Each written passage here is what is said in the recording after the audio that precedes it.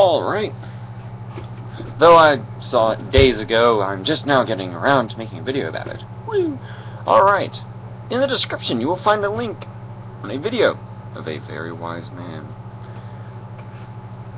He puts the whole argument of global warming into 4 outcomes. Very basic outcomes. If global warming is false, and we do a lot of something about it, we'll say that, a lot of something, then we could have economic collapse, which is what the various naysayers are afraid of. Excuse me. And of course, if we do nothing and it's false, then, well, hey, we're good. Now, if we do something about it, and we're correct, okay, it's still going to cost a pretty penny, but on the other hand, well, would you rather be alive?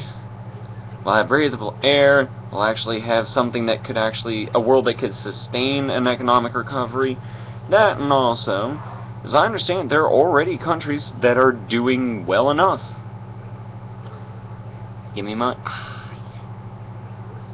And also, if you want to ask where the money comes from, oh man, I wish I had a knife and a fork. Oh well, imagine I have them. Shing, shing. Hello, bloated military budgets. Shut up. That, and also, hello, rich people. And if the economy improves, yeah, hello, middle class. Everybody was talking about, we need tax rich, need tax rich.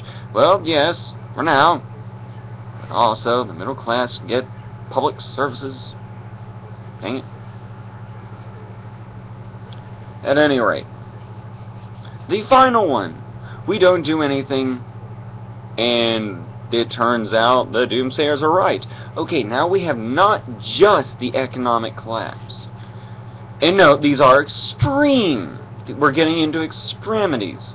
Because chances are, it probably wouldn't be an economic collapse if we did something. Maybe hurt, but not necessarily an economic collapse. This one, yeah, there's almost certainly going to be a freaking economic collapse when most of the farmable land gets screwed up and we have a Katrina every other month. Not to mention all the other grab bag of things that'll happen, especially if the waters rise, because that'll mean a bunch of people displaced. I mean, in the end, you will have not just that first one, we do something and it wasn't necessary. Not only do we have that, we probably have that to greater extremes and a grab bag of other fun things.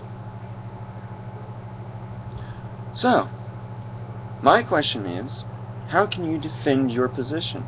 Because, yeah, you might be a gambling person, but there's the issue. You're not gambling with yourself. You're gambling with everyone else. And yeah, some of you might be douchebag enough to simply say, I don't care. And you know what? If nothing else, I will respect the fact that you were willing to admit it. I don't like that you said it, but on the other hand, I do appreciate your honesty. I also hope you don't wear a cross, because if you are a Christian, you are... That's just horrible. I'm sorry. Yeah, I can almost hear "judge not lest ye be judged" being echoed in my head. But in the end, Christians are supposed to care about something besides themselves.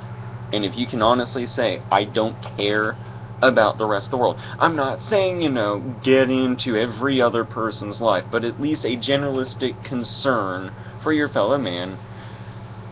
You might want to check up on your salvation, because you might be saved. But on the other hand, love your neighbor.